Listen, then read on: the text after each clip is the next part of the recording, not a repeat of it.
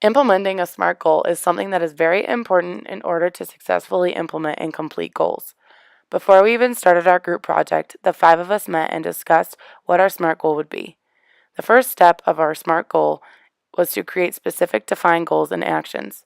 We pronounced that we were going to send letters in a package to Operation Gratitude for the holiday season. Operation Gratitude is a nonprofit organization who is excited to receive letters from us as students and our families and friends. The next step of a SMART goal is to make sure our goals and actions were measurable. We decided on making a minimum of 50 cards per week split between the 5 of us for the men and women in service. We plan to take approximately a month to complete our base goal of creating 200 letters. Because we continued to meet for our project on Sundays, we continued to write letters and met our ending quota of 225 letters that were sent to Operation Gratitude. We made sure that our goals remained attainable by continuing to meet our goals and deadlines. All of our work remained relevant to our goals because when we met, our meetings were effective and efficient by keeping our meeting clear and to the point. Our entire project was time effective because our goals were specific and pegged to a date. Our team continued to keep in close contact to motivate each other to complete all tasks and goals to ensure that we successfully met our SMART goals. Our group went through the stages of group development in a timely manner, and one of our major successes in our group was how well each group member worked well together. There are 5 stages in Tuckman's stages of group development. Most groups do tend to go through all of these stages, so we found that our most successful stage was the norming stage. We all realized that there was a bigger goal that needed to be completed, so we focused our energy on setting a goal each time we met as a group. Another unique thing that we came across was the size of our group. That was something that was very beneficial for us. Since we are a 5-person group, if the group's decisions were split, there would be that extra person that would weigh in order to break the tie.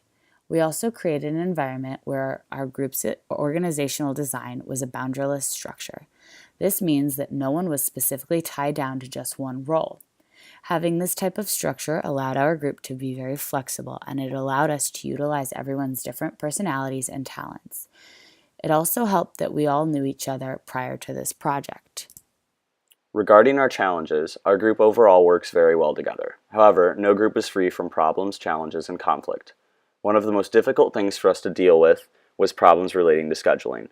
It took us a couple weeks to figure out a time that makes the most sense for us to meet. Not only did we need to get a time we could all meet, we also needed a time where people could stay long enough to get through brainstorming processes. We figured out that meeting on Sundays was the only day that we could consistently meet and have enough time to bounce ideas off of each other. Groupthink was another big challenge we had to overcome. Groupthink is defined in our book as a form of conformity in which group members withhold deviant, minority, or unpopular views in order to give the appearance of agreement. In the beginning of our group project, it was difficult for us to divide responsibilities and start on our project in a timely manner. This was due to a lack of understanding of our goals as a group.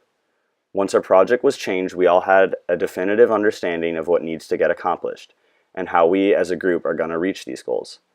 The best groups understand that challenges are simply a part of reaching success.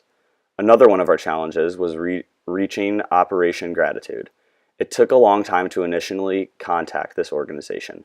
This may be due to the fact that the organization is based in California. After reaching the organization, they have been good about responding to us and have been more than helpful. As a group, we had a very positive learning experience and worked really well as a self-managed team. A self-managed team is one that is responsible for getting the work done along with managing themselves and usually includes planning and scheduling of work, assigning tasks to members, collective control over the pace of the work, making operating decisions, as well as taking actions on problems. Team Pterodactyl learned a lot from being able to effectively work as a self-managed team, and because of this, we believe that we had a very good learning experience.